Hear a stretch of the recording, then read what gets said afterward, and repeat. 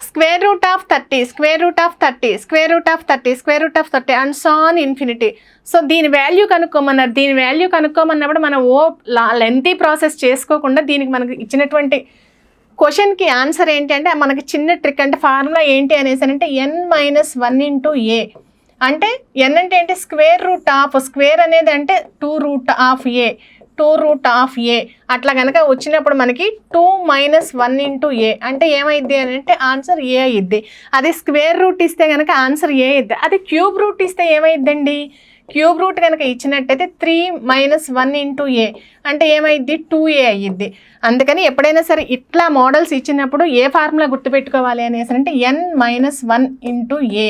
ఈ ఫార్ములా కనుక మనం గుర్తుపెట్టుకుంటే కనుక ఇట్లాంటి సమ్స్ ఏ సమ్స్ అయినా చేసుకోవచ్చు. సో ఇప్పుడు ఏ ప్లేస్లో ఎంత ఉందండి, మనకి ఏ ప్లేస్లో మనకి 30 ఉంది. సో ఆన్సర్ ఎంత ఇది, ఎన్ ప్లేస్లో ఎంత ఉంది, ఎన్ ప్లేస్లో స్క్వేర్ రూట్ ఉంది. స్క్వేర్ రూట్ అంటే ఏంటి 2-1 × a. So 1 × 30 answer is 30. 30 అనేది మనకి ఏ ఆప్షన్లో ఉందండి, third option is the correct answer.